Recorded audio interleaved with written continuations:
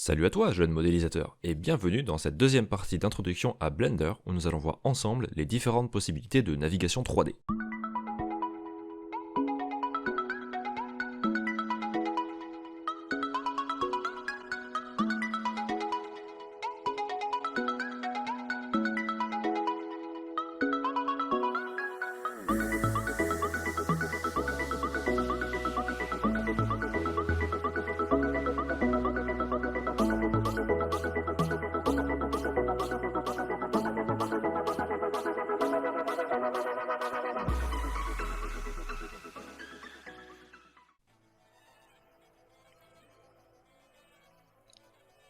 Avant de commencer mes explications, vous pourrez remarquer en bas à gauche de la fenêtre affichée un descriptif des raccourcis que je vais utiliser au fur et à mesure des vidéos pour que vous puissiez suivre plus facilement tous les raccourcis que nous serons amenés à utiliser, mais aussi s'il m'arrive d'oublier parfois de préciser la combinaison de touches utilisées à l'oral.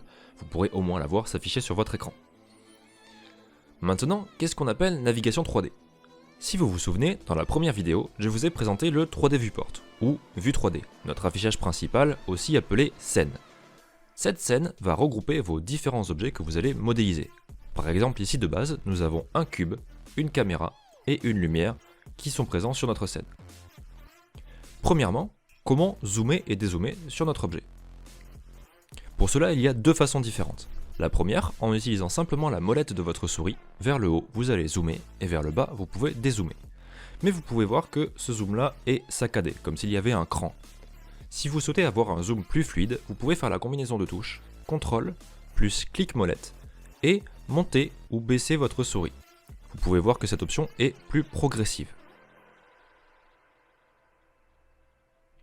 Si vous souhaitez pivoter dans votre scène, ce qui va être très utile au fil des vidéos, il suffit simplement de maintenir le clic molette et de faire glisser votre souris dans le sens désiré. Vous pouvez voir que ça pivote actuellement. Attention cependant, avec Blender, vous pouvez pivoter par rapport au centre de votre scène et non par rapport à l'objet sélectionné.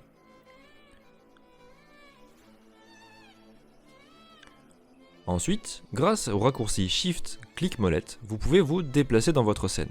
Et vous pouvez remarquer que, en continuant de maintenir le raccourci actuel et en dirigeant ma souris vers le bord de la fenêtre, si je continue, je peux continuer d'aller vers la gauche, mon curseur va automatiquement être déplacé de l'autre côté de la fenêtre pour me permettre de continuer à me déplacer dans la scène si je le souhaite. Et inversement si je veux aller vers la droite. Cependant, maintenant, si j'essaie de pivoter avec le clic molette comme précédemment, vous pouvez voir que le centre de rotation a changé et ne se situe plus au niveau du cube, même s'il est sélectionné. Lorsque vous vous retrouvez dans cette situation et que vous désirez rediriger votre caméra sur l'objet qui est sélectionné, il suffit d'appuyer sur la touche point du pavé numérique. Mais que se passe-t-il si vous avez plusieurs objets sélectionnés ? Tout d'abord, pour pouvoir en sélectionner plusieurs, vous avez deux options. La première, en maintenant Shift et en cliquant sur chacun des objets différents. Ou alors, en traçant un rectangle de sélection sur votre scène en y incluant les objets que vous souhaitez sélectionner. Après avoir sélectionné plusieurs objets, on peut remarquer que si j'appuie sur la touche point du pavé numérique, la caméra va générer automatiquement un point au centre des objets et le définir comme votre nouveau centre de rotation.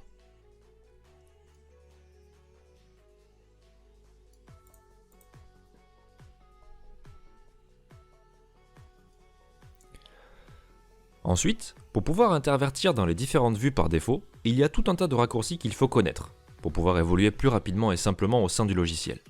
Chaque raccourci clavier est associé en général à un raccourci visuel. Je vais essayer de vous présenter les plus utiles. Pour commencer, nous avons en haut à droite du panneau 3D ce qu'on appelle un gizmo, avec chacun des axes représentés par une couleur différente. Le X en rouge, qu'on va considérer comme étant la largeur, le Y en vert qui sera la profondeur, et le Z en bleu qui représente la hauteur.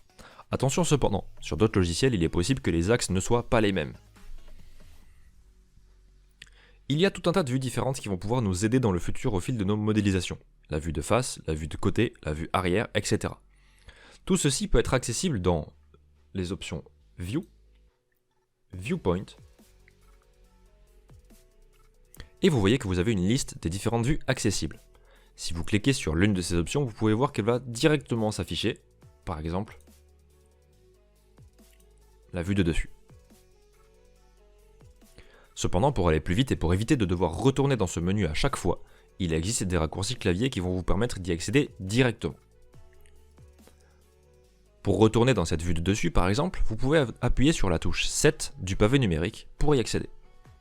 Pour la vue de droite, il faudra appuyer sur la touche 3 du pavé numérique.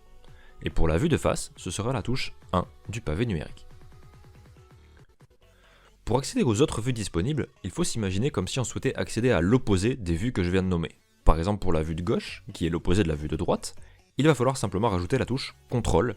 Donc pour celle-ci, droite c'était 3, CTRL 3, je suis sur la vue de gauche, vous pouvez voir left, gauche. Pour la vue de dessous, l'opposé du dessus, donc 7, CTRL 7, bottom en dessous. Et pour la vue arrière, donc la vue de face c'était 1, CTRL 1, vue arrière.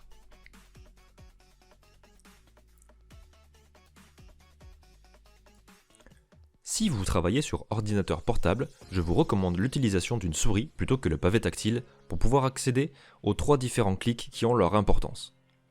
Et si vous le pouvez, vous fournir d'une extension USB d'un pavé numérique pour que vous puissiez accéder aux raccourcis que je viens de vous présenter. Si vous n'en avez pas ou que vous ne voulez pas en avoir, vous pouvez aller dans Preferences,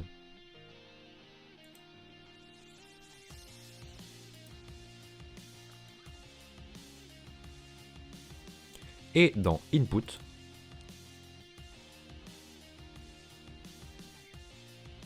où vous pouvez activer l'option d'émulation du numpad, pavé numérique, ce qui vous permettra de pouvoir utiliser les chiffres présents au-dessus de votre clavier comme si c'était le pavé numérique. Emulate numpad. Ensuite, si vous le souhaitez, il est possible d'afficher plusieurs vues différentes en même temps. Pour ce faire, il suffit de se rendre dans View, Area, Toggle Quad View. Ce qui va vous permettre d'accéder à une représentation de votre objet sous plusieurs angles de vue. Vous en avez en haut à droite la perspective, en haut à gauche la vue de dessus, en bas à gauche la vue de face, et enfin en bas à droite la vue de droite. Cette option peut être très utile si vous souhaitez modéliser à partir de ce qu'on appelle des blueprints, des images avec un fond bleu et des traits blancs qui représentent votre objet. Vous pouvez revenir sur la vue de base en suivant la même opération, View, Area, Toggle Quad View.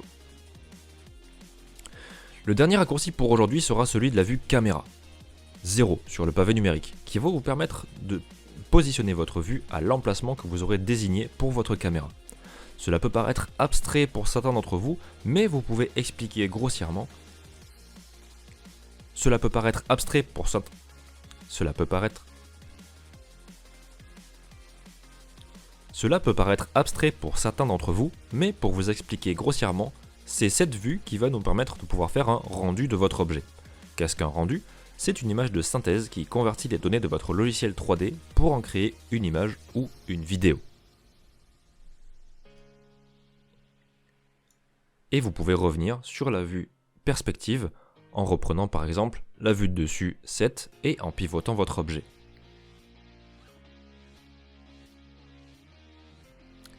Et merci d'avoir suivi cette vidéo jusqu'à la fin, n'hésitez pas à vous abonner, à activer la cloche pour recevoir les notifications des prochaines vidéos, vous pouvez aussi me suivre sur les réseaux sociaux. Si certains d'entre vous ont des questions, posez-les en commentaire, j'essaierai d'y répondre autant que possible, et si vous souhaitez aller encore plus loin dans votre apprentissage, je propose des accompagnements personnalisés, qui seront en fait des séances en direct avec moi, où vous pourrez me poser toutes les questions que vous souhaitez, et on travaillera ensemble sur vos différentes problématiques. Ce seront des accompagnements qui sont payants, et rien ne vous y oblige de vous inscrire. Cependant, si vous le souhaitez, vous pouvez me contacter directement ici sur YouTube ou par mail. Toutes les informations de mes réseaux sont en barre de description. Salut!